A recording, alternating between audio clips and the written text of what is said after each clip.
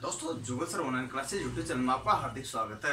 आज मैं आपके लिए कुछ खास नया बिंदु लेकर के आया हूं जिस पर फोकस करना है। देखिएगा वो जो प्रमुख ही आपके लिए है, क्योंकि एग्जाम की दृष्टि से मैं आपको पूरा कोर्स नहीं करा पाया था, लेकिन इन सब चीजों को देखते हुए एक चीज आपके लिए बता देता हूँ कि अभी हाल में मैंने सोचा है कि ये 2-3 कुछ खास नए वीडियोज आपके सामने जो लाऊं, जिससे क्या होता है कि आपका एग्जाम की दृष्टि से कुछ इंपोर्टेंट महत्वपूर्ण क्वेश्चन जो है क्लियर हो जाए। अतः प्रत्येक एग्जाम के लिए मैं आपके देखिएगा यहाँ पर CBT टू लॉकोपाइट जो आपके प्रेजेंट टाइम पर जो भी आपके क्वेश्चन बन सकते हैं, जो मेरा एक्सपीरियंस है वो आपको शेयर करने की चाहता हूं। तो मैं आपके जो फीटर वाले हैं, जो आपके मैकेनिक डीजल वाले हैं या और ट्रेड ऑल ब्रांच वाले हैं, जिन्होंने भी जो भी फॉर्म जहां से भरा उनके बेसिक टूल्स से क्वेश्चन आता है, 1 2 5 क्वेश्चन 10 क्वेश्चन आते हैं। खासतौर से फीटर वालों का तो पूरा आएगा, डीजल वालों का पूरा आएगा। इन ट्रेड वालों को छोड़ करके अदर ट्रेड वालों, टर्नर, मशीनिस्ट, इन मैकेनिकल वाले जो भी ब्रांच के अंतर्गत आते हैं, उन सभी के जो है ये बहुत ज्यादा महत्वपूर्ण का काम का है। अतः उनके जो है इसमें से 10 क्वेश्चन, 5 क्वेश्चन, 20 क्वेश्चन, 50 क्वेश्चन कितने भी आ सकते हैं, कह नहीं सकते हैं। तो मैं आज जो चैप्टर क्लियर करा रहा हूं वो है कटिंग टूल्स, और कटिंग टूल पूरा चैप्टर क्लियर कराऊंगा, उसके लिए आपको ध्यान रखना है। परंतु बाकी जो है इलेक्ट्रिकल ट्रेड वाले, इलेक्ट्रॉनिक्स वाले, उनके भी आपके टूल्स आते हैं। तो दोस्तों आप भी इसके लिए देखिएगा जरूर, क्योंकि आधे घंटे में आपको सारे टूल्स की नॉलेज मैं बेस्ट कंसेप्ट के रूप में दे दूंगा। इसीलिए मैंने सबसे पहले आज लिखा है यहाँ CBT 2 RRB all trade useful basic. देखिए all trade useful basic cutting tools, जो भी कटिंग टूल्स आते हैं वो सारों का मैं जिक्र करूंगा। तो देखिए यहाँ विस्तार से अपन चलते हैं। तो कटिंग टूल्स की बात करते हैं तो इसको हिंदी में बोलते हैं कर्तन औजार, अर्थात वह औजार जिसके द्वारा किसी भी जॉब का मतलब लोहे का टुकड़ा होता है, किसी भी जॉब पर कोई भी प्रकार की कटिंग ऑपरेशन किया जा सकता हो, कर्तन क्रिया की जा सकती है, उसे कटिंग टूल्स कहते हैं। अर्थात वो जो कंडीशन आपका कटिंग टूल आता है, आपके चाहे देखिए कटिंग टूल बहुत सारे प्रकार के होते हैं। देखिएगा यहाँ पर चीजर ले लीजिएगा, छेनी, चाहे ड्रिल ले लीजिएगा, यहाँ पर ड्रिल बर्मा, आपके टेप ले लो, डाई ले लो, आपके रेमर ले लो। इसके बाद आपको बताता हूँ, आपके फाइल ले लीजिएगा, स्क्रैपर ले लीजिएगा। जो भी लगभग कटिंग टूल्स है सारे के सारे जो बने होते हैं, वो मेटल कौन सा होता है उन सभी का मैं जिक्र करूंगा एक एक करके विस्तार से। देखिएगा सबसे पहले आपको बता देना चाहता हूं कटिंग टूल्स। देखिएगा सब कटिंग टूल्स के लिए आपका जो है मेटल पूछा जाए तो आपको पहला प्राथमिकता क्या देना है, high carbon steel. High carbon steel को देखिएगा यहाँ पर उच्च कार्बन इस्पात भी बोल सकते हैं, शॉर्ट में बोल सकते हैं HCS, शॉर्ट में बोल सकते हैं SCS। सर ये कंडीशंस आपको देखना होगा। इसके बाद दूसरी स्टेप आता तो आपका आता है हाई स्पीड स्टील, जिसे बोलते हैं HSS, अर्थात उच्च गति इस्पात। देखिए उच्च गति इस्पात जिसका मैं जिक्र कर रहा हूं। तीसरी एक और स्टेप आती है जिसे बोलते हैं टूल स्टील। टूल स्टील का अगर जिक्र करते हैं तो यहाँ पर TS लिख दिया मैंने, यहाँ को औजार इस्पात। क्या आएगा, औजार इस्पात। देखिएगा यहाँ पर बात करते हैं तो अब येलो स्टील आ जाता है, तो येलो स्टील आपके हो जाता है। क्वेश्चन ये पूछा जा सकता है कि आपके जो है कटिंग टूल्स किसका बना होता है, तो आपको यहाँ पर कौन सा, तो आपको बताना उपरोक्त सभी, ऑल ऑफ दीज। और आपके सारे के सारे डायरेक्ट तो प्राथमिकता किसको देनी है, पहले हाई कार्बन स्टील को। किसका, सारे के सारे डायरेक्ट प्राथमिकता किसको देनी है, हाई कार्बन स्टील को। अब आपसे पूछ लिया जाता है कि फाइल किसकी बनी होती है, तो high carbon steel, yellow steel, tool steel, औजार, ये सारे के सारे आपको बता देना है। आपसे फाइल के अलावा कोई अदर और क्वेश्चन पूछा जा सकता है, चीजल का पूछते, ड्रिल का पूछ ले, रिमर का पूछ ले, टेप का पूछ ले, डाई का पूछ ले, किसी भी कटिंग टूल का पूछे आपको ये बता देना, कोई दिक्कत नहीं है ना। तो पहला क्वेश्चन आपका तैयार हो गया। दोस्तों मैं देखिएगा एक एक क्वेश्चन को आपको क्लियर करते हुए आगे बढ़ूंगा, जिसके बारे में एक एक चीज अपन जिक्र करते हैं तो वो आप देखना। देखिए सबसे पहले आपने बताया यहाँ पर जो भी कटिंग टूल्स है वह किसके बने होते हैं, high carbon steel, high speed steel, alloy steel और टूल स्टील। इन तीनों के चारों के आपके बने होते हैं। तो उपरोक्त सभी ऑल ऑफ दीज आपका आंसर तैयार हो जाता है। दोस्तों सबसे पहले अगर टूल्स में मैं लेता हूं तो आपके लिए लेता हूं ड्रिल। कौन सा लेता हूं दोस्तों, ध्यान से देखिएगा, ड्रिल। कटिंग टूल में सबसे पहले आपके लिए लेता हूं ड्रिल। ड्रिल को हिंदी में बोलते हैं यहां पर बर्मा। इधर देखो ड्रिल को बोलते हैं हिंदी में बर्मा। बर्मा की बात करते हैं तो ड्रिल क्या होता है, इसको ध्यान से देखिएगा दोस्तों। सबसे पहले मैं आपको सामने पिक्चर क्लियर कर देता हूं कि ड्रिल ऐसी होती है। एक फटाक से देख लीजिएगा, टाइम ना लगे, समय बचाने के लिए कुछ कंडीशंस कर रहा हूं मैं आपके लिए, जिससे कि आपको कम समय में अच्छी जानकारी मिल जाए। ये आपका ड्रिल होता है जिसके बारे में बात कर रहा हूं। तो ऊपर की कंडीशन तो आप अच्छी तरह से जानते हो। यहाँ पर नेक बना होता है, नेक की बात करते हैं तो ये आपका नेक होता है, आपस में यहाँ मिला होता है, यहाँ आपके टेपर सिंक होता है।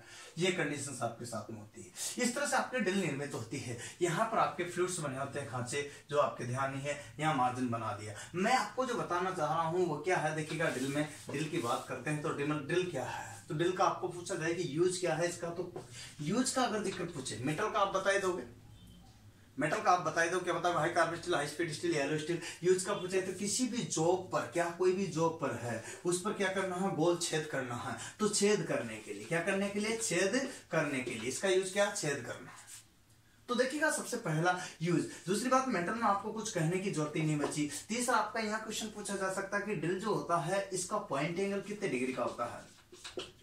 यहाँ पर बात करते हैं तो ड्रिल का जो है पॉइंट एंगल यहाँ होगा, और पॉइंट एंगल की बात करते हैं तो ये होता है आपका सामान्यतः 118 डिग्री का। सामान्यतः 118 डिग्री का इसका क्या होता है, पॉइंट एंगल होता है। जिसकी बात बताऊं तो ड्रिल का पॉइंट एंगल आपसे हर बार आरआरबी में पूछा गया है, बहुत ही काम का है और आपसे पूछा जाता है हर बार। तो 118 डिग्री कितने। अब आपको 118 डिग्री की कंडीशन आपको क्लियर याद रखनी है। अब यूं कर सकते हो, देखिएगा कटिंग देखे पॉइंट एंगल के बाद एक और आता है क्लियरेंस एंगल। क्लियरेंस एंगल मतलब बोल सकते हो यहाँ पर देखिएगा, क्लियरेंस एंगल का मतलब होता है अवकाश कोण। क्या होता है क्लियरेंस एंगल, यहाँ बिंदु कोण बोल सकते हैं, इसको बोल सकते हैं अवकाश कोण। क्या बोलते हैं अवकाश कोण। और अवकाश कोण होता है 12 डिग्री से लेकर के 15 डिग्री तक। सामान्यतः जो है ड्रिल का कटिंग अवकाश कोण जो होता है 12 डिग्री से 15 डिग्री के बीच में होता है। ये कंडीशंस आपको ध्यान रखनी पड़ेगी, और इसी के एक एक चीज मैं आपको बता रहा हूँ, वही चीज आपको क्लियर करना है। ये आपका क्लियरेंस हो गया। और इसी के जिक्र आगे और करते हैं तो यहां तक आप देख सकते हैं कि ये 60 डिग्री से लेकर के कितना, 60 डिग्री से लेकर के कहां तक आपका होता है, 15 डिग्री तक होता है। लेकिन यहाँ जो कंडीशन है, ये जो होता है ना, यहाँ हार्ड धातुओं के लिए क्या होता है, हार्ड धातुओं के लिए क्या होता है, अधिक होता है, अधिक होता है। जबकि कम, यहाँ पर सॉफ्ट धातुओं के लिए क्या होता है, कम होता है। यहाँ जस्ट इसके विपरीत क्या होता है, अवकाश कोण होता है। पर आपको एक ही क्वेश्चन याद रखना, 12 डिग्री से 15 डिग्री, यहाँ 118 डिग्री, ये कंडीशन आपका रखना। एक और होता है, अगर पॉइंट एंगल की ही बात चल रही तो मैं आपको एक और चीज बता देना चाहता हूं, सुनिए ध्यान से।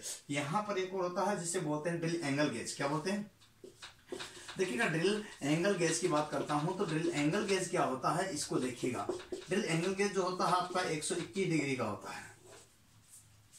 ड्रिल एंगल गेज आपका कितना, 121 डिग्री का होता है। ये आपके मैंने कोण बता दिया कि किसका कितना कितना कोण रहता है। यूज आपको बता दिया, ड्रिल का high carbon steel, high speed steel की बनी होती है। इनमें से किसी एक की भी बनी हो सकती है। अतः आपको ड्रिल के बारे में मैं बेस्ट कंसेप्ट चीजें बता रहा हूं। नेक्स्ट देखिएगा दोस्तों, ड्रिल का आप जिक्र करते हैं तो आगे क्या स्टेप आती है ये देखिएगा। इसका पॉइंट जो होता है, ये वाला भाग होता है जिसको पॉइंट कहते हैं। यहाँ पर अगर फ्लूइड्स होता है, इसको बोलते हैं फ्लूइड्स खांचे।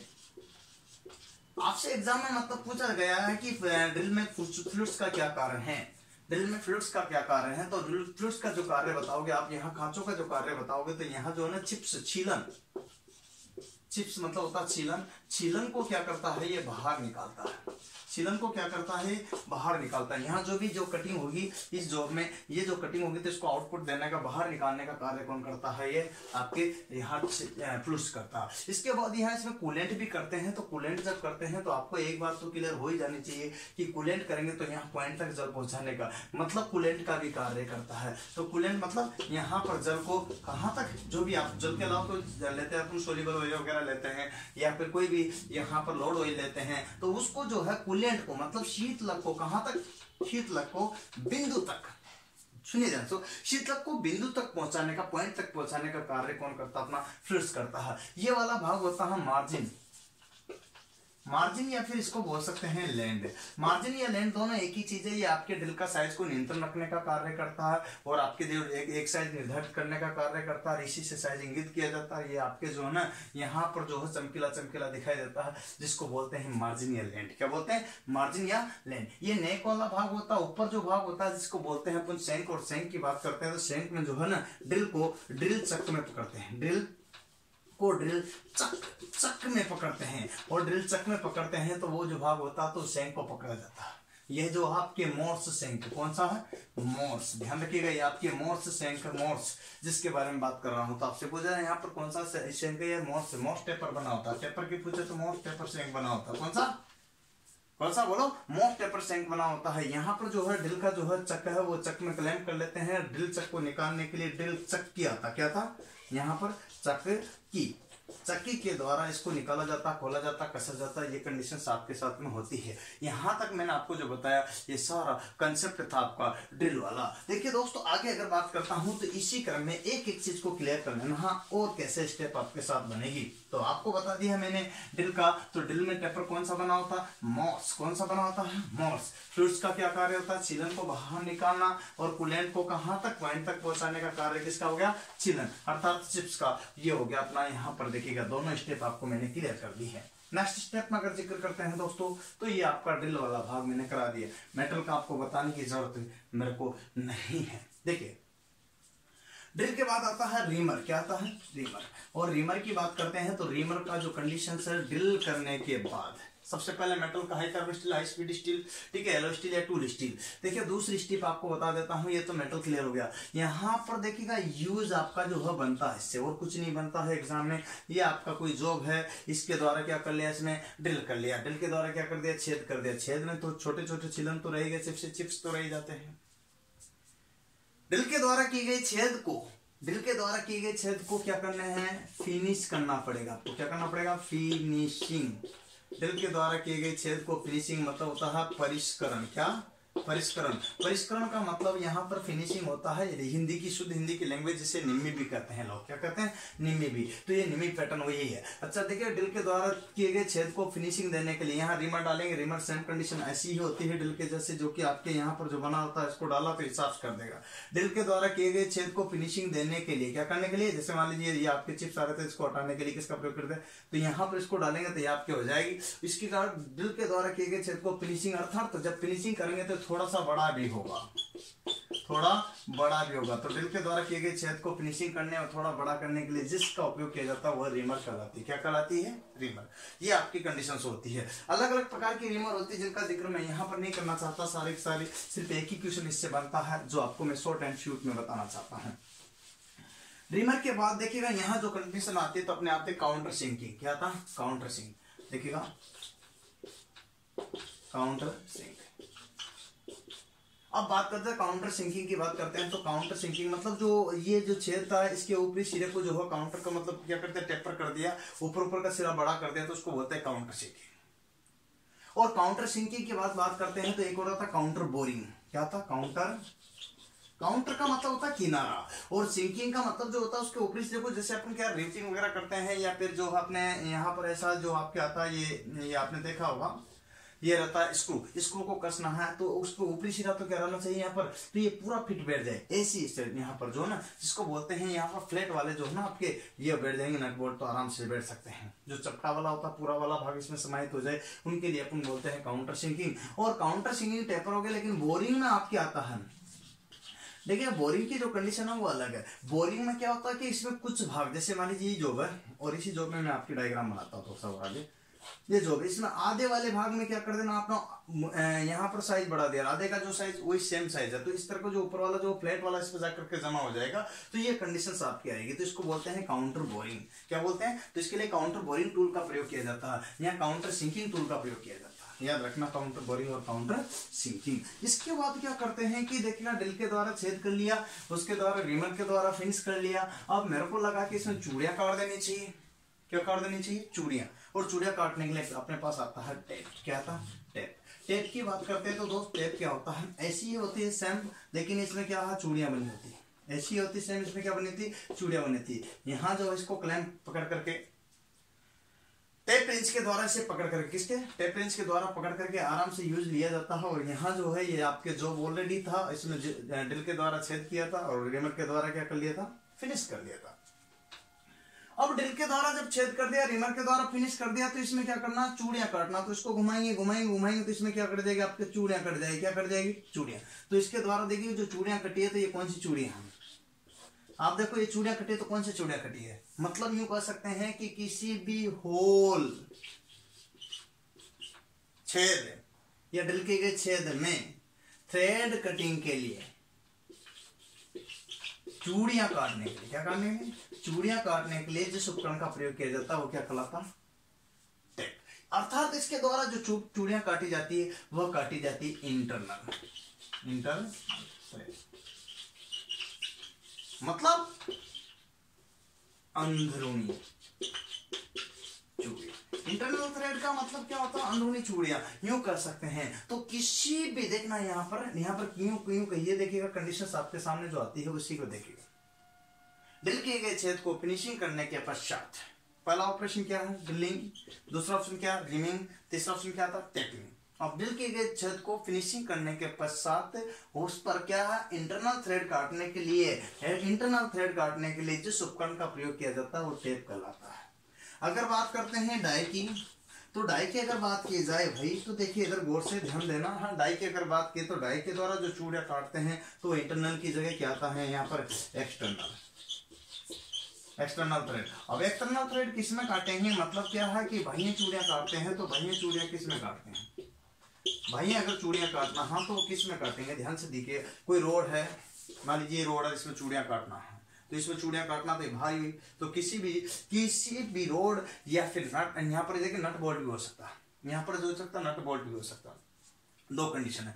नट वाली बात करते हैं तो नट और बोल्ट में क्या अंतर है, बोलो नट और बोल्ट में क्या अंतर बताइए, मोस्टली अंतर बताओ, प्रमुख अंतर बताइए। नट आपका जो छोटा वाला भाग होता है, बोल्ट आपका बड़ा वाला भाग होता है जो आगे तक बना था, ये आपको ध्यान रखना। तो इसका मतलब इसमें केवल जो चूड़ियां कटी होती है तो कौन सी कटी होती है नट में, इंटरनल चूड़ियां। तो वह भाग नट क्या कहता है, नट वह जो जिसमें इंटरनल, यार में पूछा होगा नट का परिभाषा से क्या होगी, मतलब वह कौन सा भाग जिसमें इंटरनल चूड़ियां कटी रहती है, आपको बताना नट। और जिसमें एक्सटर्नल मतलब बाहरी, ये रोड के रूप में हो गया, तो इसमें बाहरी चूड़ियां कटी होती है, तो बाहरी चूड़ियां वाला कौन सा हो गया, यहाँ पर चूड़ियां कटी होती है, ये कौन सा हो गया आपका बोल्ट। नट और बोल्ट याद रखना आपको। तो ये कंडीशन है, तो वो यहाँ जो नट बोल्ट में जो है चूड़ियां, नट के द्वारा चूड़ियां कौन सी कटे इंटरनल, इसके द्वारा नट में कौन सी किसके द्वारा चूड़ियां कटे टेप के द्वारा, जबकि डाई यहाँ पर बोल्ट में किसके द्वारा हुआ, डाई के द्वारा। डाई को पढ़ते हैं डाई स्ट्रोक के द्वारा, किसके द्वारा, डाई स्ट्रोक को पकड़ करके प्रयोग में लाया जाता है। ये चीज आपको ध्यान रखनी है। शॉर्ट एंड शूट में चल रहे हैं अपन, देखिएगा क्योंकि एग्जाम की दृष्टि से तैयार करा रहा हूँ, नहीं कि आपको जो है मैं फीटर थ्योरी या फिर आपको यहाँ टूल्स बेस पढ़ा रहा हूँ, ये सभी एग्जाम में आएगा। और ध्यान रखना जो टेक्निकल का है आपके CBT 2 के लिए बहुत काम के बिंदुओं पर मैं चर्चा कर रहा हूं जो आपके लिए बहुत कारगर साबित होंगे। अतः देखिएगा आपको एक एक चीज पर क्लियर फोकस ध्यान दीजिएगा, इसको जितना ज्यादा देखोगे आपके लिए फायदा होगा, क्योंकि ये रामबाण के रूप में मैं दे रहा हूं। एक बात तो क्लियर हो गई है, यहां पर मैंने कटिंग टूल्स 4-5 साल पढ़ा दी है अभी तक इस कुछ टाइम में, लेकिन अभी पिक्चर और बाकी है जिसके बारे में बात कर रहा हूं। एक और होता है जिसको बोलते हैं स्क्रैपर। स्क्रैपर का मतलब होता है खुरचनी।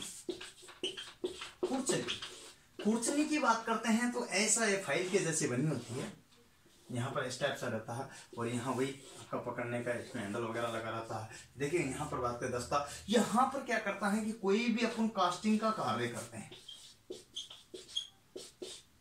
कास्टिंग का कार्य करते हैं या वेल्डिंग करते हैं, आप भी जानते हो कास्टिंग करो या वेल्डिंग करो, वेल्डिंग ऐसी वड्डी सी दोनों पर की जाती है ना। और रेलवे में जो रेल की पट्टियों को जोड़ने के लिए जो प्रयोग में लाई जाती है वो आपकी थर्मिट वेल्डिंग होती है।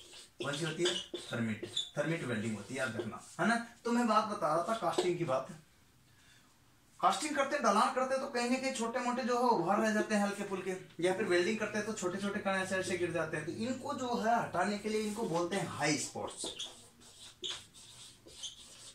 हाई स्पॉट्स को हटाने के लिए, उच्च उभार को हटाने के लिए, हाई स्पॉट का मतलब उच्च उभार। तो किसी भी जॉब पर से हाई स्पॉट मान लीजिए इसको ऐसा लिख गया तो कुर्सा बार ये आपके निकल गया, ये कुर्सा ये निकल गया, ये कुर्सा ये आपके साफ कर देता है। तो किसी भी जॉब पर से हाई स्पॉट्स को हटाने के लिए, उच्च उभार को हटाने के लिए किसका प्रयोग करते हैं, स्क्रैपर का। इसका उपयोग कास्टिंग शॉप में करते हैं और वेल्डिंग के लिए कर देता है, दोनों के लिए किया जाता है। ये आपके था कौन सा, ये भी आपके हाई कार्बन स्टील या हाई स्पीड स्टील का ही बना होता है। रेल की पटरियों को जोड़ने के लिए थर्मिट वेल्डिंग बता दी, वेल्डिंग AC और DC दोनों प्रकार की जाती है, याद आपको बता। वेल्डिंग में अगर बात करते हैं तो गैस वेल्डिंग में एसिटिलीन और ऑक्सीजन का प्रयोग सर्वाधिक किया जाता है ना। ऑक्सीजन और एसिटिलीन का उपयोग सर्वाधिक किया जाता है, और ऑक्सीजन जो आपके जलाने में सहायक गैस है, जबकि C2H2 मतलब एसिटिलीन जो आपके ईंधन गैस है। आपको ध्यान होगा यहाँ पर एक एक चीज का मैं बता रहा हूँ, देखिएगा इधर आइए आगे। अब मेहनत तो आपको ही करनी पड़ेगी, मैं कितना भी कर दूं आपके लिए, लेकिन कोशिश आपको करनी पड़ेगी तब भी है।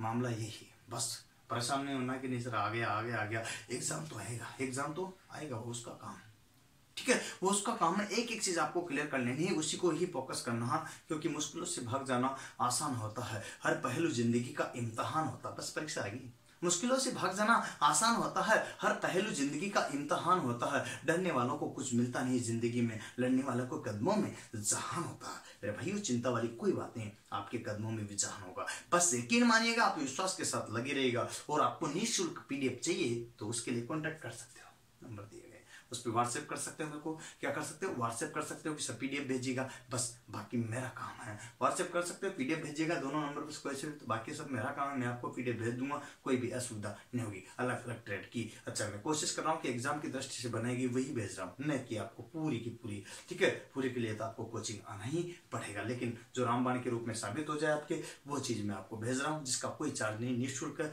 अतः आपको ध्यान रखना है। और एक बात और विशेष आपको बताता हूँ, आप में से कोई भी रेलवे इंजीनियर, जूनियर इंजीनियर, देखिए यहाँ लिखा आरआरबी जूनियर इंजीनियर या फिर एएलपी साइको की कोचिंग करना चाहता है तो यहाँ कोटा, देखिए कोटा राजस्थान के सुपर आकर के पधारे। कोचिंग का नाम है जुगल सर ऑनलाइन क्लासेज, ठीक है, याद रखिएगा कोचिंग का नाम क्या है, जुगल सर ऑनलाइन क्लासेज, जिस पर आकर के आप पधार सकते हो। तो ऑनलाइन के साथ साथ ये ऑफलाइन भी क्लास होगी आपकी। ऑफलाइन के लिए आओगे, आपको हॉस्टल वगैरह की सुविधा टोटल हमारी तरफ से है, कोई दिक्कत नहीं है। कोचिंग का जो भी फी है वो आपको निर्धारित करके बता दिया जाएगा, कॉल कर सकते हो, उसके लिए कॉन्टेक्ट कर सकते हो।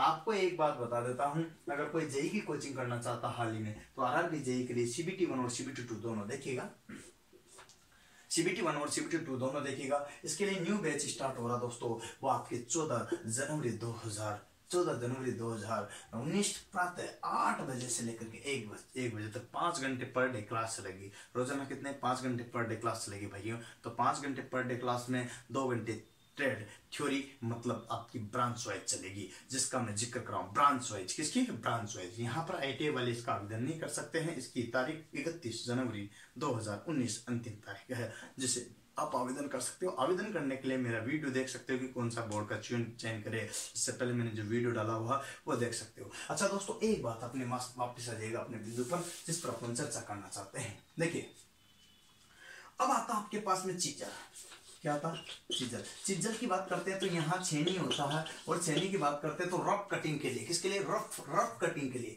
देखिए यहाँ पर बात करता हूँ रफ कटिंग के लिए जो कंडीशंस ना आपके साथ में देखिएगा, ये जो रफ कटिंग के लिए जिसका प्रयोग करते हैं वो आपकी क्या होती है, छेनी होती है। तो रफ कटिंग मतलब आपके जानते हो, ऐसी आपके सामने जो है चीजल होती है, और इसी में ही आपके यहाँ पर जो कंडीशंस बनी होती है कुछ ऐसा आपके बना होता है, तो ये कटिंग करते हैं, इसमें आपके ये ऐसे अलग अलग फ्लूइड्स बने होते हैं। अच्छा, बात बताता हूँ, यहाँ जो कंडीशन है, रफ कटिंग के लिए जिस साधन का उपयोग करेंगे वो क्या कहलाएगा, आपका छेनी कहलाएगा। रफ कटिंग के लिए जिसका प्रयोग करेंगे उसका क्या कहलाएगा, छेनी कहलाएगा।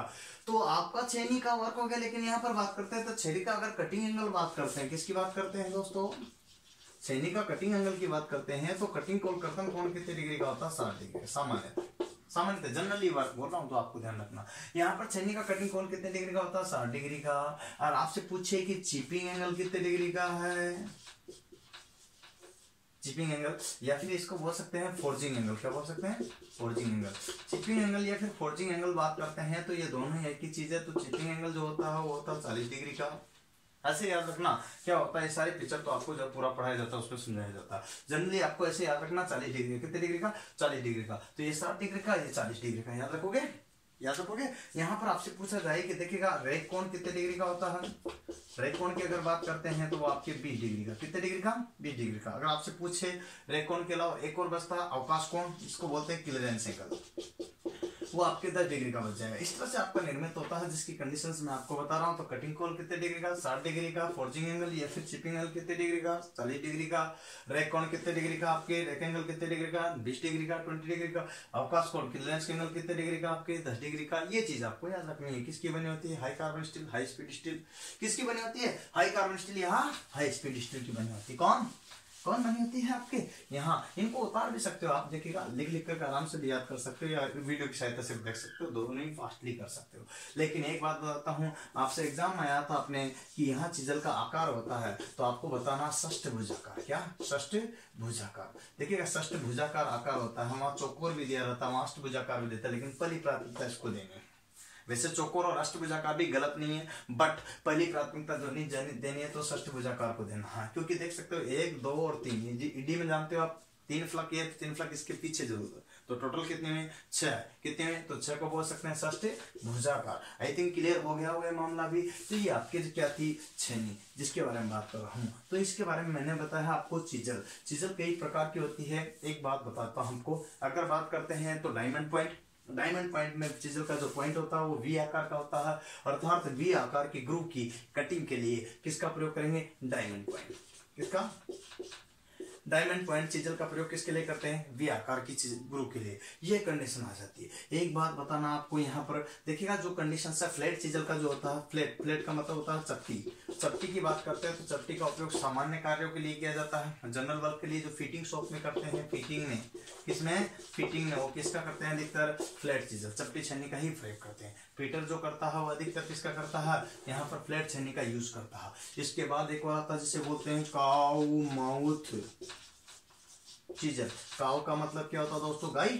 माउथ का मतलब मुंह, गाय के जैसे मुंह वाली चिजल। इसका उपयोग करते हैं अपन कास्टिंग कार्यों के लिए। कैसे? कास्टिंग शॉप में। याद रखना, एग्जाम में आया हुआ 2-3 बार कास्टिंग के लिए। कास्टिंग का मतलब होता है कि यहाँ पर उभार रहेगा हल्का हल्का, तो उसको हटाने के लिए यहाँ पर काऊ के मुंह के जैसा होगा, तो ऐसा चोट मारेंगे तो ये आपके उभार वही दूर हो जाएंगे। थोड़ी देर पहले बताया था, तो ये उभार दूर हो जाएंगे।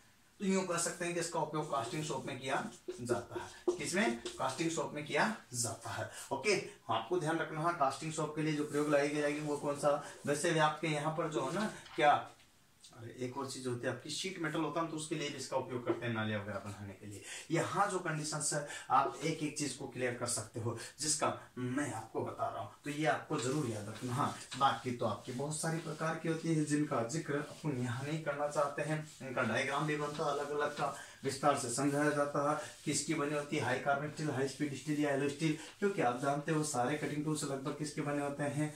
जो सबसे पहले मैंने आपको बताया था। आगे देखिएगा, चिजल के बाद आता है अपना नेक्स्ट स्टेप में हेक्सा ब्लेड। क्या आता है? Hexa blade. देखिएगा, मैं शॉर्ट एंड शूट में चल रहा हूँ, कम से कम टाइम में आपको जो है यहाँ पर मैं कटिंग टूल्स को बढ़ाने की कोशिश कर रहा हूँ। हेक्सा ब्लेड को बोलते हैं आरी, और आरी जो है आपने सबने देखी होगी जहां तक याद है। ये कंडीशंस आपकी किसकी होती है? आरी की होती है। आरी के बारे में सब जानते हैं अच्छी तरह से।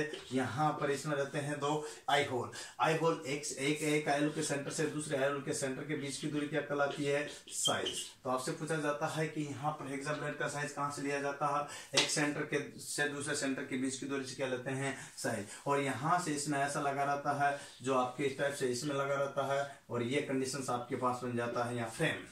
और फ्रेम में आगे से जो कसने के लिए जिसका प्रयोग करते हैं वो विंग नट होता है।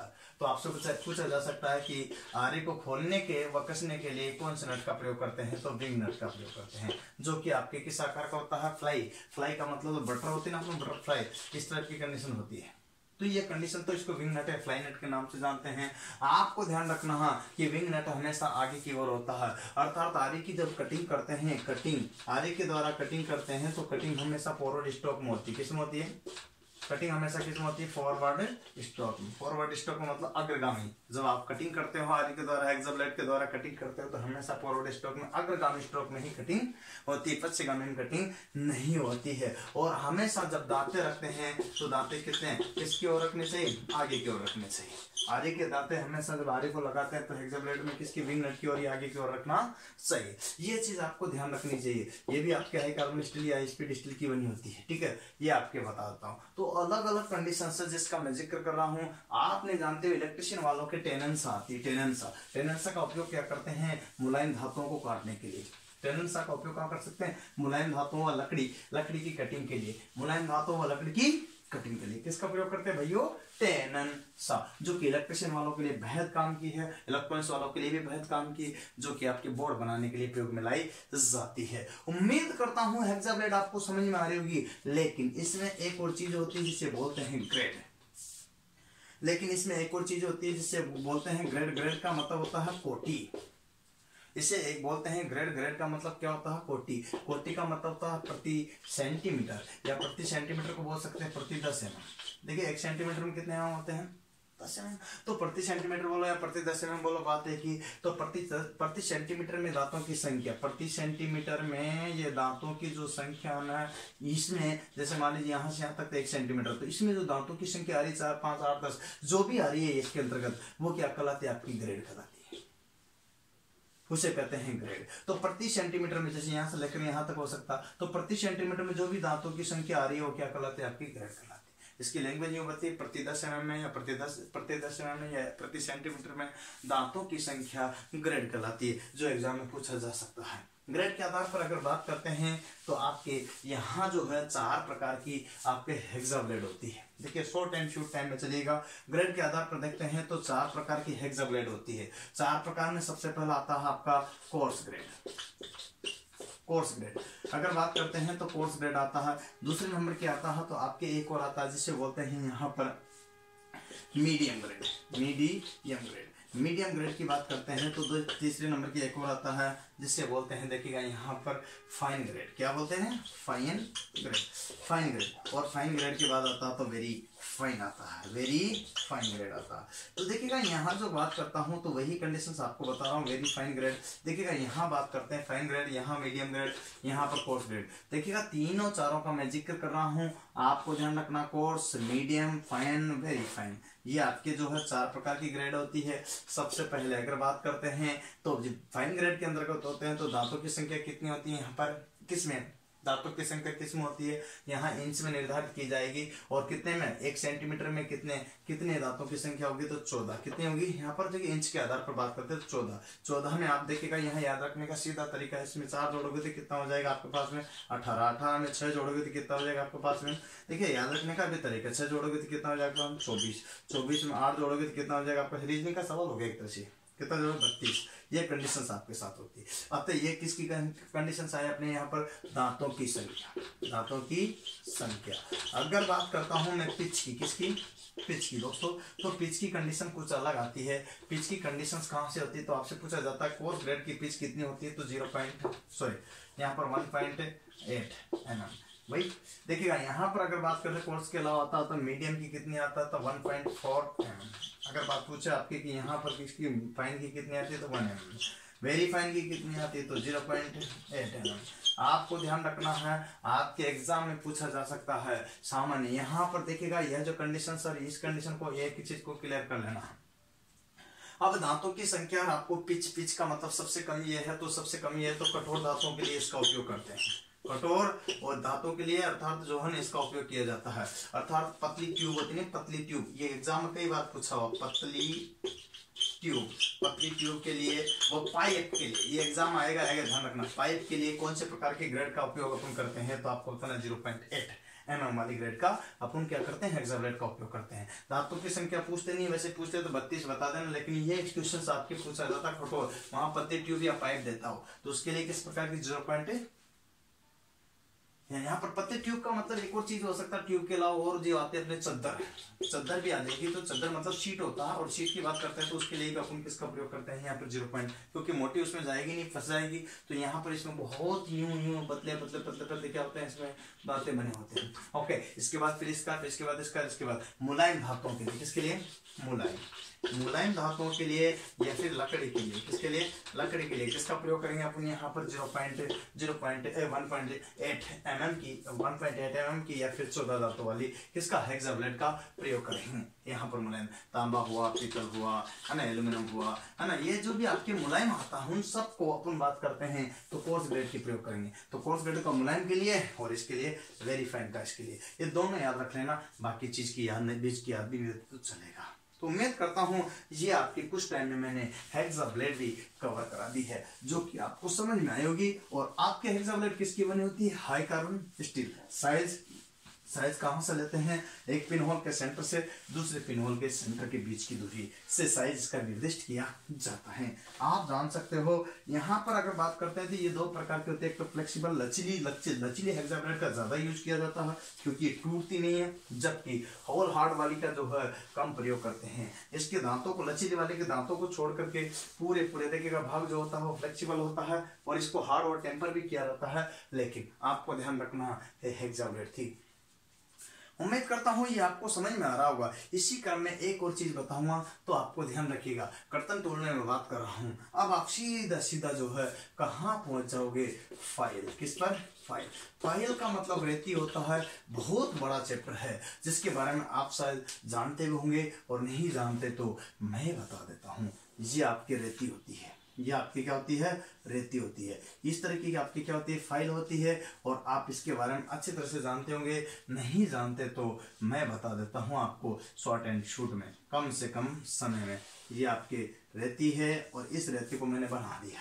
देखिएगा यहाँ इसमें जो है दांते कटे होते हैं, जो आपके सिंगल कट हो गए। ये कौन सा कट हो गया? Single cut. को इसको तभी बता सकता हूँ जब मैं यहाँ कुछ बनाऊंगा। अतः मैं कम से कम समय में आपको ये बना करके भी समझाना चाहता हूँ। आपको ध्यान होगा कि रेती का जो होता है हील वाला भाग होता है, तो आपसे क्वेश्चन पूछा जाता है कि रेती का वह कौन सा भाग जिस पर दांते नहीं कटे होते हैं, तो क्या कहलाओगे? जिस पर दांते कटे होते हैं उसको क्या बोलते हैं? फेस। क्या बोलते हैं? फेस। फेस को बोल सकते हैं अपन यहाँ पर फलक। क्या बोल सकते हैं? फलक या पार्श्व। देखिएगा ये कंडीशंस आपके एग्जाम में आ सकती हैं, है ना। इसको अपन साइड भी बोल सकते हैं। ये कंडीशन साइड वाले भाग पर दांते कटे होते हैं, तो सिंगल कट या डबल कट या रास्प कट या कवर्ड कट। ओके, कट के आधार पर दांते भी बता दिए। ये जो होता है इस पर भी आपके दांते कटे होते हैं, जिसको अपन बोल सकते हैं यहाँ पर जो है आपके एज। एज का मतलब क्या होता है? किनारा। ठीक है, तो एज पर क्या है? दांते कटे होते हैं। आगे वाला भाग पॉइंट होता है, यहाँ पर पॉइंट। पॉइंट को नोक या टिप भी बोल सकते हैं। ये आपके शोल्डर होता है, जिसको बोलते हैं स्कंध। देखिए मैं इनका जिक्र नहीं करना चाहता, आपसे सीधा सीधा कि फाइल का कार्य क्या होता है। तो फिनिशिंग में कटिंग करना, मतलब अच्छी फिनिशिंग में कटिंग करना। तो फाइल के द्वारा 0.01 mm अर्थात माइक्रोन तक की, एक माइक्रोन में मतलब माइक्रोन तक की जो है आपके क्या कर सकती है? कटिंग कर सकती है। तो आपसे पूछा जाता है एक माइक्रोन में कितना होता है? 0.01 mm या 10 की पावर -6 मीटर। ये कंडीशंस आपकी होती है, एग्जाम में पूछा गया कई बार, तो ध्यान रखना। तो ये इतनी कटिंग कर सकता है जो कि वर्नियर माइक्रोमीटर की लिस्ट काउंट होती है। वर्नियर माइक्रोमीटर की तो सामान्यतः कितनी होती है? 1 mm। ये कंडीशन होती है, तो इतनी तो कर ही लेता, तो इतनी भी परिशुद्धता में क्या कर सकती है? फिनिशिंग कर सकती है, जिसके बात होते हैं। तो रेती के द्वारा परिशुद्धता में फिनिशिंग करने का कार्य किया जाता है। अगर बात करूं मैं रेती की, तो high carbon steel, high speed alloy steel या टूल स्टील की बनी होगी। अगर बात करते हैं आगे, तो इसका क्लासिफिकेशन आ जाता है। क्लासिफिकेशन मतलब निर्दिष्टीकरण, विवरण, निर्दिष्टीकरण या स्पेसिफिकेशन या वर्गीकरण या क्लासिफिकेशन एक ही बात है। तो निर्दिष्टीकरण और निर्दिष्टीकरण की अगर जिक्र करते हैं, तो आपके सामने इसका 4 प्रकार से किया जाता है। 4 प्रकार में सबसे पहला आ जाता है आपके पास में लंबाई। पहला आ जाता है लेंथ की बात करते हैं तो लंबाई के अनुसार। दूसरा अगर बात करते हैं, आपसे पूछा जाए तो यहाँ पर शेप की बात करते हैं, तो शेप का मतलब क्या होता है? आकार के अनुसार। देख लीजिएगा गौर से। तीसरा आपके पास आता है, तो यहाँ पर जो है ना शेप के बाद आकार के बाद आता है, तो यहाँ पर ग्रेड के अकॉर्डिंग। और ग्रेड की बात करते हैं तो यहाँ 40 होता है। इसके बाद आता है तो आपका क्या आता है? नेक्स्ट कट के अनुसार। तो कट के अनुसार, ये कट के अनुसार। अच्छा बात बताता हूँ, यहाँ जो स्टेप आपके सामने, ये सारे के सारे स्टेप जिसका जिक्र मैं आपको कर रहा हूँ, वो चीज आपको क्लियर कर लेनी है। उसी बेस पर अपन यहाँ वर्क कर रहे हैं। आगे देखते हैं इसी क्रम में। तो ये आपका कट के अनुसार बता दिया। 4 प्रकार से फाइल का वर्गीकरण किया गया। अगर बात करता हूं लंबाई जो होती है, यहाँ पर देखिएगा इसकी, यहाँ पर फाइल की जो साइज है वो कहां से कहां तक ली जाती है? हील से लेकर के पॉइंट तक। ये आपके साइज होती है। एग्जाम में पूछा जा सकता है कि फाइल का साइज कहां से कहां तक लिया जाता है? तो हील से पॉइंट तक। यहाँ पर ये क्वेश्चन एग्जाम में कई बार पूछा गया। तो फाइल का साइज आप बता दोगे। तो लेंथ की बात करते हैं तो यहाँ हील से पॉइंट तक ली जाती है, जो कि आपकी कितनी होती है? यहाँ पर सामान्यतः जो फाइल होती है वो 100 से लेकर के कितनी? 450 mm तक होती है। 450 mm तक की लंबाई में पाई जाती है। ये आपका लंबाई का था। और लंबाई कहां से लेते हैं? साइज कहां से लेते हैं? हिल से पॉइंट तक। ये कंडीशन आपको आ जाता है। शेप की बात करते हैं तो शेप बहुत सारे प्रकार के होते हैं। जैसे इसी का आगे मैंने फ्लैट लगा दिया, तो ये आप त्रिकोण सा हो गया। यहाँ पर ट्रायंगुलर बना दिया। अलग अलग प्रकार के हो सकते हैं। देखिएगा जैसे मान लीजिए आपसे पूछा जाता है फ्लैट फाइल का उपयोग सर्वाधिक किया जाता है, तो ये चप्पी रहती हो जाएगी, जो किसके अनुसार है? शेप के अनुसार। दूसरी बात आपके ट्रायंगुलर रहती होगी। ट्रायंगुलर का मतलब त्रिकोणी। और त्रिकोणी की बात करते हैं तो त्रिकोण रहती की बात करते हैं तो इसका प्रत्येक कोण कितने डिग्री पर? 60 डिग्री का बना होता है। याद रखिएगा। त्रिकोणी के बाद में आता है स्क्वायर। स्क्वायर की बात करते हैं तो वर्गाकार रहती, और वर्गाकार की बात करते हैं तो वर्गाकार रहती का जो कंडीशन आपके, ये आपके इस आकार में होती है। इसका उपयोग भी यहाँ पर चाबियां कीवे वगैरह, घाट वगैरह बनाने के लिए, कीवे बनाने के लिए करते हैं, चाबी घाट जो बनाने के लिए करते हैं। ये बहुत सारी प्रकार की होती है। इसमें एक आते हैं नाइफ एज। क्या आता है? Knife edge. देखिएगा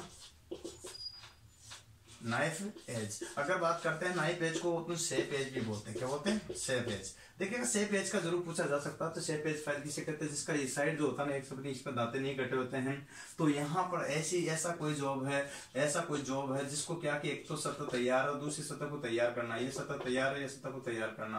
तो यहाँ पर फाइलिंग करना तो इस टाइप की होती है। अब ये जो एक सतह पर इसमें दांते नहीं कटे हो, तो यहाँ ये टच होगी तो ये खराब नहीं होगी। इसको फिनिशिंग दे देंगे धीरे धीरे, तो ये फिनिश हो जाएगी। तो 90 डिग्री पर संलग्न, 90 डिग्री पर संलग्न भुजा को फिनिशिंग देने के लिए किसका उपयोग करेंगे? 90 डिग्री पर संलग्न भुजा को फिनिशिंग देने के लिए किसका उपयोग करेंगे? यहाँ पर आप देख सकते हो किसका उपयोग करेंगे? यहाँ पर आपके शेप एज फाइल या फिर नए पेज फाइल, क्या सॉरी शेप एज फाइल, क्या शेप एज को हैंड फाइल बोलते हैं, सॉरी नए पेज नहीं बोलते, hand file. Shape edge file को क्या बोलते हैं? सॉरी यहाँ नए पेज नहीं बोलते इसको, नए पेज गलत था, शेप एज को बोलते हैं हैंड फाइल। क्या बोलते हैं? Hand file.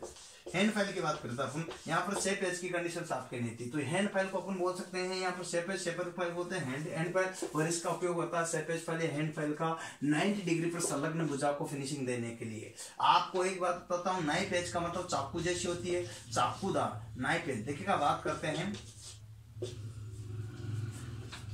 देखिएगा चाकूदार नाइफ एज की बात करता हूं तो इधर इसको भी देख लीजिएगा। नाइफ एज का मतलब चाकूदार, ये 30 डिग्री से कम है ना वी आकार के ग्रुप की फिनिशिंग देने के लिए, 30 डिग्री से कम वी आकार के फिनिशिंग देने के लिए किसका? नाइफ एज मतलब चाकू की जैसी रेती का उपयोग किया जाता है। ये सारी जो रेती है मैं आकार के अनुसार निर्दिष्ट करके बता पा रहा हूँ। तो आपको हैंड फाइल का जरूर ध्यान रखना है। हैंड फाइल को शेप एज फाइल भी कहते हैं, जो 90 डिग्री पर संलग्न भुजा को फिनिशिंग देने के लिए उपयोग में लाई जाती है। इसके एक एज पर दांते नहीं बने होते हैं। आपको ये चीजें समझ में तो आ रही होगी थोड़ी थोड़ी। अगर मैं और आगे बात करता हूँ तो रेती में देखिएगा और भी चीजें हैं जिनका जिक्र मैं करना चाहूंगा। देखिएगा नेक्स्ट स्टेप में अगर बात करते हैं तो क्या आता है, आगे देखिए। शेप के बाद आता है कोटि। कोटि क्या होता है? यहां से लेकर के भाई प्रति यहाँ पर देखे भाई प्रति सेंटीमीटर या प्रति 10 mm, प्रति 10 mm में दांतों की संख्या क्या कहलाती है? यहां से लेकर के यहां तक 1 सेंटीमीटर। अब इसके अंदर जो भी दांते आ रहे हैं वो दांतों की संख्या क्या कहलाती है? आपकी ग्रेड। क्या कहलाती है? ग्रेड। वो आपके वहां पर जो था वो हेक्साब्लेड में था, वहां भी दांतों की संख्या थी, यहाँ भी दांतों की संख्या होगी एक ही चीज, तो ग्रेड कहलाती है। ग्रेड के आधार पर बात करते हैं तो सबसे पहले आता आपका देखिएगा रफ फाइल। क्या था? रफ। इसका उपयोग नाम ही रफ है, देखिए नाम ही रफ फाइल है तो कार्य भी रफ कार्यों के लिए मतलब ज्यादा कटिंग के लिए प्रयोग में लेते हैं, तो ये आपके रफ फाइल है। तो रफ फाइल का उपयोग कहां करते हैं? अधिक कटिंग के लिए। किसके लिए? अधिक कटिंग के लिए इसका उपयोग किया जाता है। रफ के बाद आता है bastard. Bastard file. Bastard file का उपयोग देखिए जहां पर फिनिशिंग नहीं देना हो और ज्यादा कटिंग करनी हो तो वहां पर बास्टर्ड फाइल का उपयोग करते हैं, मतलब खुरदरी रहती, नाम ही खुरदरी, खुरदरी खुरदरी रहती, ये कंडीशन आपके साथ हो जाती है। नेक्स्ट देखिएगा आगे, तीसरे नंबर का आता है, इसमें आता है सेकंड कट। ये तीसरे नंबर का बिंदु ना सेकंड कट फाइल। देखिएगा नाम तो ऐसा लगता है जैसे कट के अनुसार हो, इसमें मैं बार बार फोकस करना चाहूंगा। नाम तो ऐसा लगता है जैसे कट के अनुसार हो, लेकिन ये होती तो कट के अनुसार है, होती कट के अनुसार है, लेकिन किसके अनुसार है? दिखने में कैसे लगती है? अरे देखने में जैसी लगती है वैसी नहीं है, ये ग्रेड के अनुसार। और ग्रेड के अनुसार आपसे पूछा सेकंड कट फाइल किस प्रकार के अंतर्गत आती है, ग्रेड के अंदर या कट के अंदर? तो आपको बताओ ग्रेड के अंतर्गत। नाम क्या लग रहा है? Second cut. कंफ्यूज हो जाते हैं, मैं बार बार जिक्र कर रहा हूं, एग्जाम आएगा, फिट वालों को जरूर आएगा, तो आपको बताना सेकंड कट फाइल किसके अनुसार है? ग्रेड वाला। क्या? ग्रेड के अनुसार। किसके अनुसार? ग्रेड के अनुसार, क्योंकि मैं भी ग्रेड का ही जिक्र कर रहा। इसके बाद में आपके पास जो है और भी फाइल आते हैं, तो आपको सेकंड कट तक ही मैं बताऊंगा, आगे मैं नहीं बताऊंगा। इसके बाद आपको बताता हूँ कट के अनुसार। कट के अनुसार ये जो दांते कटे हुए ये सिंगल कट आता है। सिंगल कट को बोलते हैं इकहरा कट। और सिंगल कट दांती में जो है दांते कटे होते हैं कितने डिग्री पर? 60 डिग्री। जिसमें सिंगल कट कटे होते हैं तो इसका जो है फिनिशिंग कार्यों के लिए करते हैं। फिनिशिंग के लिए आपसे पूछा जाता है सिंगल कट का उपयोग क्या करते हैं? परिष्करण हेतु, परिष्करण हेतु। दूसरा आता है डबल कट। यहाँ डबल है, वो सेकंड अलग था, वो ग्रेड में था। डबल कट फाइल का उपयोग अपन जो है सर्वाधिक किया जाता है और इसके द्वारा अधिक दांत उठाने के लिए किया जाता है। यहाँ जो 60 डिग्री का तो गए होगा, ये अप कट और कट दांते होते हैं। इसकी जो कंडीशन होती है, दूसरे वाले जो दांते ऐसे कटे होते हैं, ये जो दांते बने होते हैं वो कितने आपके ध्यान रखना है, 70 से लेकर के 80 डिग्री तक के, 85 डिग्री तक अधिकतम होते हैं। वैसे 70 से 75 के बीच में आ जाता है, लेकिन अधिकतम कितने? 85 डिग्री पर बने होते हैं। ये आपको डबल कट की बात बता दूं। रास्प कट, क्या? रास्प या कवर्ड। कवर्ड देखिए, रास्प या कवर्ड कट की बात करते थे, दोनों जो है एक ही साथ बताता हूँ। यहाँ मुलायम धातुएं होती है ना, मुलायम धातुओं की कटिंग के लिए तांबा है, पित्तल है, यहाँ पर जो भी है ना उनकी मुलायम धातुओं की कटिंग के लिए किसका प्रयोग करते हैं? फिनिशिंग के लिए किसका प्रयोग करते हैं? यहाँ पर अपन रेती का, फाइल का, ये जो आपके थे कट के अनुसार थी। बात बताता हूँ कि फाइल के द्वारा जो फाइलिंग करते हैं रेती के बीच में कुछ हल्का सा क्या रखते हैं? उभार रखते हैं। उभार को बोलते हैं यहाँ पर convexity of file. Convexity of file. तो कन्वेक्सिटी का मतलब यहाँ जो कंडीशंस आपके, तो ये कंडीशंस आ जाती है। कन्वेक्सिटी ऑफ फाइल मतलब रेती की उत्तलता, इससे फाइल जो है फिनिशिंग जो करते हैं जॉब के द्वारा कटिंग तो समतल जॉब बनता, सही ढंग से बनता है, ये कंडीशन आपके साथ में होती है। तो रेती के बीचों बीच कुछ हल्का सा उबार रखा जाता है जिसे कन्वेक्सिटी ऑफ फाइल कहा जाता है, एग्जाम में पूछा जा सकता है। एक बात और होता है कि जैसे फाइलिंग करते हैं, फाइल के द्वारा जो कार्य किया जाता है क्या कहलाता है? फाइल। फाइल के द्वारा जो कार्य किया जाता है फाइलिंग, रिमर के द्वारा रिमिंग, टैप के द्वारा टैपिंग, ड्रिल के द्वारा ड्रिलिंग, चिजल के द्वारा चिपिंग, है ना। तो यहाँ पर भी यहाँ जो कंडीशन है फाइल के द्वारा फाइलिंग था, यहाँ पर रेतना। तो फाइल के द्वारा जो फाइलिंग किया जाता है तो उस दौरान क्या धातु कटेगी कुछ धातु के छोटे छोटे कण किसके यहाँ पर जो है ना आपके कटिंग एज के बीच में फंस जाते हैं। तो इनके बीच में जो फंस जाते हैं तो वो जो है कहलाता है पिनिंग ऑफ फाइल। क्या कहलाता है? Pinning of file. Pinning of file क्या करता है? धातु के कणों का क्या है? धातु के कणों का रेती के धातों के बीच में फंस जाना पिनिंग ऑफ फाइल कहलाता है। और इस दोष को दूर करने के लिए फाइल कार्ड का प्रयोग करते हैं। File card. और फाइल कार्ड की बात करता हूं तो फाइल कार्ड अपना जैसे कपड़े धोने का ब्रश होता है ना उसी तरह से होता है, लेकिन उसमें स्टील के लगे रहते हैं दांते, जो ऐसे घुमाएंगे तो ये साफ हो जाएगा, ऐसे घुमाएंगे तो ये साफ हो जाएगा। तो ये फाइल कार्ड का उपयोग करते हैं। एक लास्ट और अंतिम बात मैं इसमें बताना चाहूंगा दोस्तों, जो कि आपकी बहुत बड़ा चैप्टर है ये, वैसे इसको इतना आसानी से पढ़ाया नहीं जा सकता क्योंकि टाइम लगता है, लेकिन शॉर्ट एंड शूट में मैं पढ़ाने की कोशिश कर रहा हूँ। एक दिन में आपके फिटर को मैं यहाँ पर 4 टूल्स को 4 भागों में बांट करके पढ़ा रहा हूँ। Cutting tools, measuring tools, helping tools and यहाँ पर जो है आपके मार्किंग टूल्स। तो मैं आपको आज एक ही पढ़ा रहा हूँ, कल और परसों नरसों आपको जो है 4 भागों में बांट करके इसको कवर कराने की कोशिश करूंगा इसी जो है 20 तारीख से पहले। लेकिन देख लेना है और नोट भी जरूर कर लेना है, ये चीज आपको ध्यान रखनी है। रेती के बाद की बात करते हैं तो रेती में आपका आता है जिसे बोलते हैं शूज फाइल। क्या बोलते हैं? Shoes file. देखिए शूज फाइल को बोलते हैं नीडल फाइल भी बोलते हैं, शूज या नीडल फाइल। और नीडल फाइल जो होती है ना अपनी छोटी जो सुई होती है ना उस आकार की होती है। तो इसका उपयोग करते हैं घड़ी साज, वॉच मेकर के द्वारा, घड़ी साज के द्वारा। तो आपसे पूछा जा सकता है कि घड़ी साज के द्वारा कौन सी मिलती है? तो शूज फाइल का या फिर किसका करते हैं यहाँ पर? नीडल फाइल का। दोनों एक ही है, उपनाम है, ध्यान रखना है ना। तो ये कंडीशन आपको होता है तो इसको बोलते हैं घड़ी साज के द्वारा। यूं वॉच मेकर, क्या बोलते हैं? वॉच मेकर के द्वारा जो प्रयोग है। टूल मेकर भी इसी का यूज होता है। टूल मेकर और वॉच मेकर के द्वारा किसका प्रयोग करते हैं? शूज फाइल या नीडल फाइल का उपयोग किया जाता है। उम्मीद करता हूं दोस्तों ये बात आपको फाइल से रिलेटेड समझ में आई होगी। अब अंत में एक और बिंदु जो बच जाता है जिसको बोलते हैं ग्राइंडर। क्या बोलते हैं? ग्राइंडर। कटिंग में लास्ट और फाइनल बिंदु बचता है जिसे बोलते हैं अपन क्या बोलते हैं? ग्राइंडर। एक बात बताना, इस सारे के सारे जो भी मैंने पढ़ाए थे उनमें सारे के सारे जो भी आए हैं वो सारा आपको विस्तार से बताना हूं, एक एक चीज लगभग जिससे कि आपका रामबाण साबित होकर के आपकी नौकरी लग जाए। क्योंकि कहते हैं कर भला तो हो भला, इसी बेस पर आपको मैं तैयार कर रहा हूं। तो भगवान चाहे आपके पेपर बैठ जाए और उसी का फायदा आपको मिल जाए। मैं लास्ट में अंतिम में आपके जो है वो पढ़ा रहा हूं ग्राइंडर। मैंने आपको सभी को बोला है ग्राइंडर का मतलब अपघर्षक होता है। अभी तक बोला है कि जितने भी कटिंग टूल है वो सारे किस के बने होते हैं? High carbon steel, high speed steel या एलो स्टील के। लेकिन ग्राइंडर दोस्तों नहीं बना होता है। ये कटिंग टूल जरूर है, इसके द्वारा जो है अधिक फास्ट गति से क्या धातु की कटिंग की जा सकती है। अतः ग्राइंडर आपको बता देता हूं कि किसका बना होता है। एक पहिया होता है, आप अच्छी तरह से जानते हो, यहाँ पर यह पहिया होता है और इस पहिया में जो है बॉन्ड और एब्रेसिव लगे होते हैं। तो ग्राइंडर की बात करते हैं तो ये 2 चीजों से बना होता है, एक तो बॉन्ड, क्या है? एक बॉन्ड और एक अब्रेसिव। अब्रेसिव की बात करते हैं तो क्या कंडीशन से अब्रेसिव अगर बात करते हैं तो अब्रेसिव क्या होता है और बॉन्ड क्या होता है? बॉन्ड का मतलब अपन हिंदी में बंधक बोल सकते हैं भैया, क्या बोल सकते हैं? देखिएगा थोड़ा पास जरूर चलना हो, मजबूरी है क्योंकि क्विकली टाइम में सारी चीजें कराना है। वो इतने सारे टूल्स वजह से जो पढ़ा रहा हूँ आपको, क्योंकि कम समय है आपके पास भी, मेरे पास भी। कम समय में मैं आपको दे दूं कि रामबाण हो जाए जिसमें ज्यादा बड़ा वीडियो भी नहीं बने, अन्यथा लोग देखते भी नहीं है। ये भी कंडीशन है। तो अब्रेसिव क्या होता है यहाँ पर देखिएगा, मैं आपको बता देना चाहता हूँ। तो अब्रेसिव क्या होता है कि ये कटिंग करने वाले जो शार्प कण होते हैं इनको अब्रेसिव कहा जाता है, जो कि आपके 2 प्रकार के होते हैं। एक तो प्राकृतिक होता है जिसे बोलते हैं यहाँ पर नेचुरल, और दूसरा होता है एक जो है आर्टिफिशियल जिसको बोलते हैं कृत्रिम। तो कृत्रिम और प्राकृतिक के 2 कंडीशन आते हैं। प्राकृतिक के अंतर्गत आता है आपका एमरी। देखिए कटिंग करने का कार्य करता है, एमरी पेपर का नाम सुना होगा। एमरी के बाद आता है कोरंडम,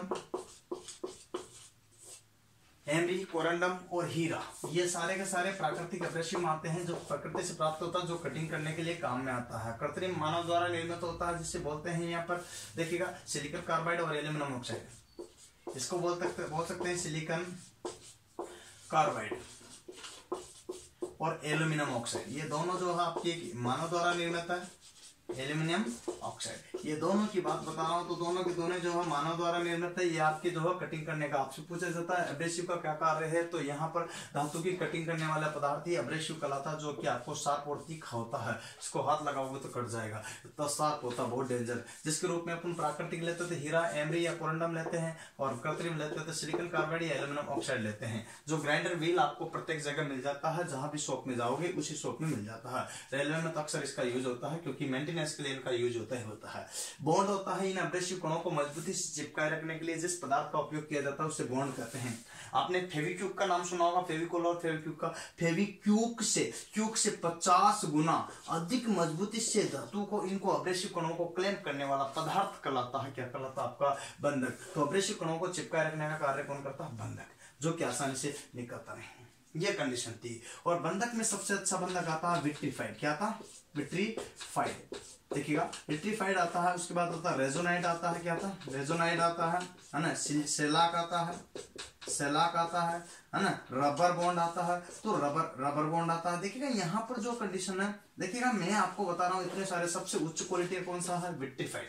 आपसे पूछा जाता है, जो कि बंधक को बांध करके एब्रेसिव कणों को बांध कर रखने का कार्य करते हैं। ये आपके थे। इसके बाद बताता हूं कि ग्राइंडर के द्वारा जो कार्य किया जाता है वो ग्राइंडिंग की जाती है। क्या की जाती है? ग्राइंडिंग। आपको जानते हो, जैसे मैंने चीजल पढ़ाई थी, चीजल का हेड अपन चोट मारते मारते मारते फैल जाता है, उस हेड को बोलते हैं मशरूम हेड। क्या बोलते हैं? Mushroom head. इस मशरूम हेड को अपन क्या कर लेते हैं? साफ करके ही उपयोग में लेना चाहिए। तो किससे करेंगे साफ? ग्राइंडर के द्वारा। किसके द्वारा? ग्राइंडर के द्वारा। तो ग्राइंडर की बात करते हैं तो ये आपका ग्राइंडर होता है। तो ग्राइंडर के द्वारा जो कार्य किया जाता है वो ग्राइंडिंग कहलाता है। और ग्राइंडिंग करते समय धातु के छोटे छोटे कण यहाँ एब्रेसिव कणों के बीच में फंस जाना क्या कहलाता है? लोडिंग कहलाता है। क्या कहलाता? लोडिंग कहलाता। ये आपका लोडिंग वाला हो गया। तो धातु के छोटे छोटे कण इसके बीच में फंस जाना क्या कहलाता? लोडिंग कहलाता। लोड हो गया ना। अब क्या होगा दोस्तों? लोड हो गया तो मामला कुछ गड़बड़ हो गया। आगे और देखते हैं इसी क्रम में। तो क्या होता है? एक और होता है जिसकी बोलते हैं अपन यहाँ पर जो है, इसको सही दिशा में रखना, मतलब सुव्यवस्थित तरह से फिट करना, ये ट्रूनिंग कहलाता है। अगर सही नहीं है तो ये दोष कौन सा होता है? ट्रूनिंग दोष। क्या? ट्रूनिंग दोष हो जाता है। ये कंडीशन आ जाता है। ये लोडिंग हो गया, ट्रूनिंग हो गया। एक और आता है जिसको बोलते हैं ग्लेजिंग। क्या बोलते हैं? ग्लेजिंग। सुनिएगा ध्यान। धातु के द्वारा यहाँ पर ग्राइंडर के द्वारा ग्राइंडिंग करते करते करते करते करते एब्रेसिव कण घिस जाते हैं, तो क्या होगा कि बॉन्ड का शीशे के समान चमकीला दिखाई देना क्या कहलाता है? अपना ग्लेजिंग कहलाता है। तो क्या कहता है? ग्राइंडिंग करते समय धातु एब्रेसिव कणों के घिस जाने पर ग्राइंडिंग व्हील के ऊपर यहाँ पर बॉन्ड का शीशे के समान चमकीला दिखाई देना ग्लेजिंग कहलाता है। और इन दोनों दोष को दूर करने के लिए एक आता है व्हील ड्रेसर, जिस पर डायमंड लगा रहता है। इसकी सहायता से क्या करते हैं? इसको चला करके साफ कर देते हैं, जिससे ये छोटे छोटे जो भी आए थे वो सारे दूर हो जाता। लोडिंग दोष दूर हो जाता या चमकीला दिखाई दे रहा, तो यहाँ पर बंधक दूर हट जाता है और एब्रेसिव वापस आ जाता है। इनकी सहायता से इसको सही कर लेते हैं। ये याद रखना। ये सारे जो थे दोस्त कटिंग टूल थे। उम्मीद करता हूं मेरा ये वीडियो आपको पसंद आया होगा। अब आपको ही करना पड़ेगा मेहनत, क्योंकि मैं तो आपके पास में बहुत करीब आ चुका हूं और आप भी हमारे पास में, और लक्ष्य भी आपके पास में। देखो वो देखो पास खड़ी मंजिल इंगित से तुम्हें बुलाती है। आ जाओ। वो देखो पास खड़ी मंजिल इंगित से तुम्हें बुलाती है, साहस से बढ़ने वालों के माथे पे तिलक लगाती है। फिर क्या बदली क्या धाम, आगे बढ़ना अपना काम है। आज के लिए धन्यवाद, बहुत बढ़िया। फिर मिलेंगे नेक्स्ट वीडियो के साथ में। जय हिंद, जय भारत, वंदे